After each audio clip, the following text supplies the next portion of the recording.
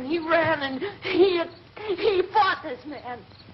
And I got so afraid. I ran.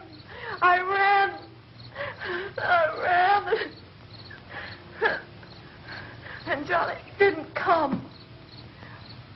We have to wait for Johnny.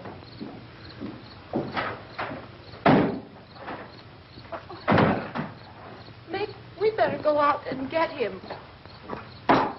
We have to go out and get Johnny. He's out there. Please, don't you hear me? We've got to go out and get him. Please! We have got to go get Johnny! Please help me!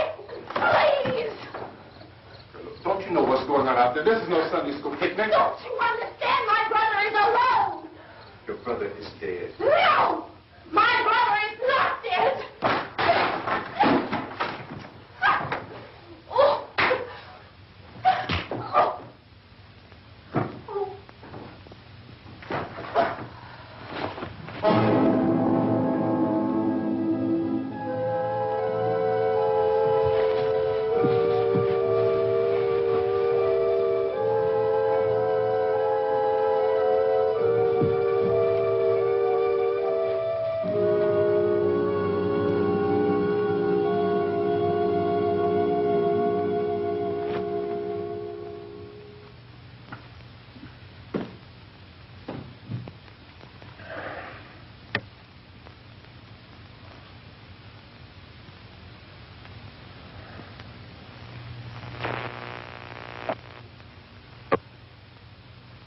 Because of the obvious threat to untold numbers of citizens, and because of the crisis which is even now developing, this radio station will remain on the air day and night. This station and hundreds of other radio and TV stations throughout this part of the country are pooling their resources through an emergency network hookup to keep you informed of all developments. At this hour, we repeat, these are the facts as we know them. There is an epidemic of mass murder being committed by a virtual army of unidentified assassins. The murders are taking place in villages, cities, rural homes, and suburbs with no apparent pattern or reason for the slayings. It seems to be a sudden, general explosion of mass homicide. We have some descriptions of the assassins. Eyewitnesses say they are ordinary-looking people. Some say they appear to be in a kind of trance. Others describe them as being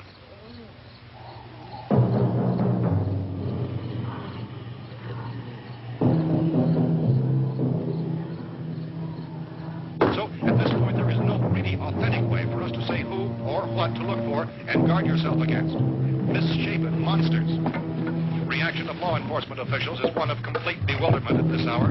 So far, we have been unable to determine that any kind of organized investigation is yet underway. Police, sheriff deputies, and emergency ambulances are literally deluged with calls for help. The scene can best be described as mayhem. Mayors of Pittsburgh, Philadelphia, and Miami, along with the governors of several eastern and midwestern states, have indicated the National Guard may be mobilized at any moment, but that has not happened as yet. The only advice our reporters have been able to get from official sources is for private citizens to stay in their homes behind locked doors. Do not venture outside for any reason until the nature of this crisis has been determined and until we can advise what course of action to take. Keep listening to radio and TV for any special instructions as this crisis develops further. Thousands of office and factory workers are being urged to stay at their places of employment, not to make any attempt to get to their homes. However, in spite of this urging and warning, streets and highways are packed with frantic people trying to reach their families or apparently to flee just anywhere. We repeat, the safest course of action at this time is simply to stay where you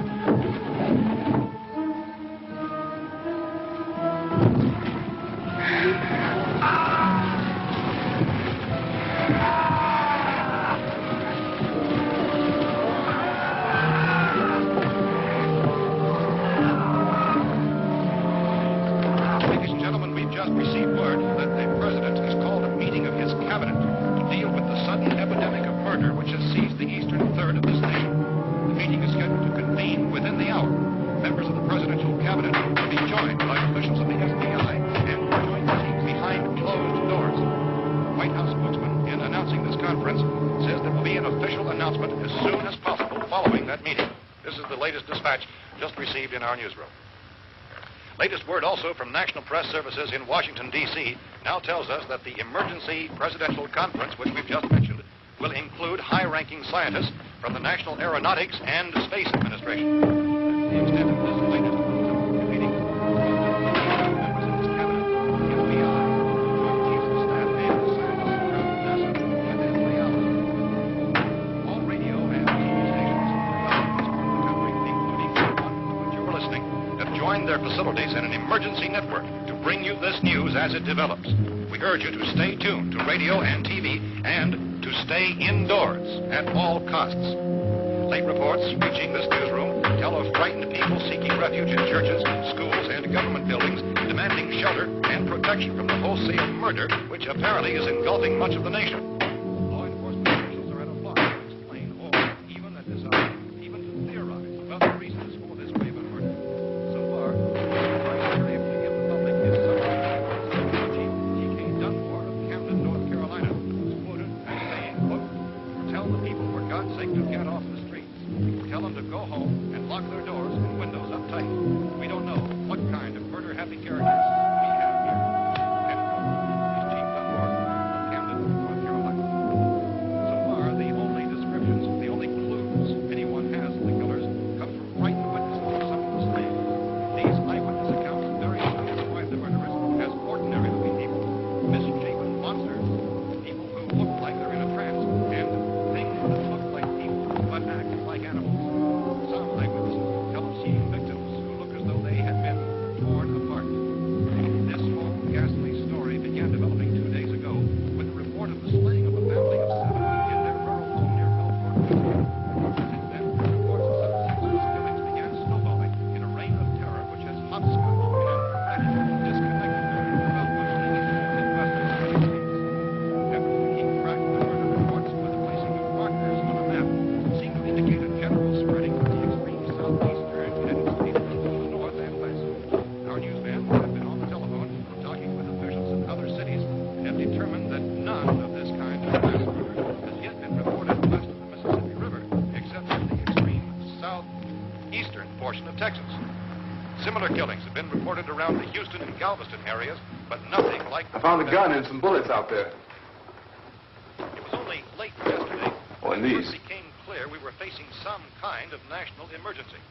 When first reports began filtering in, newsmen and law enforcement agencies were of the opinion This place is boarded up pretty solid now. in nature. However, as these We ought to be all right here for a while. dramatically, it was soon apparent that We have this a was gun something and more than the bullets. usual run of lawlessness. Food and the radio. People began to suspect an obscure kind of conspiracy. Sooner or later, someone Things as bound to come and get us out. creatures from outer space. So again, we join with law enforcement agencies, urging you to seek shelter in a building. Lock the doors and windows securely. Hey, that's us. We're doing all right. Be cautious of any suspicious strangers. And keep tuned to your radio and television for survival instructions and further details of this continuing story.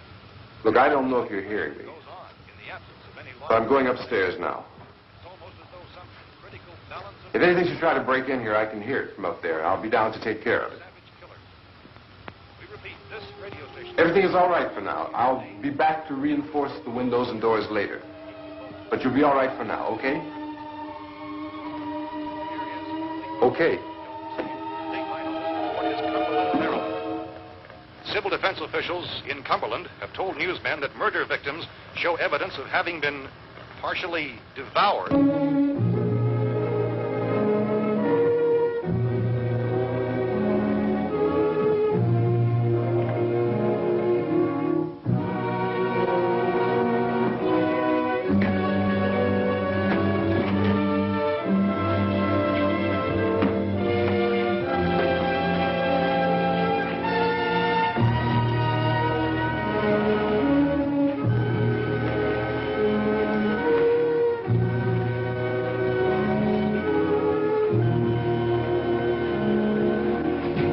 Consistent reports from witnesses to the effect that people who acted as though they were in a kind of trance were killing and eating their victims prompted authorities to examine the bodies of some of the victims.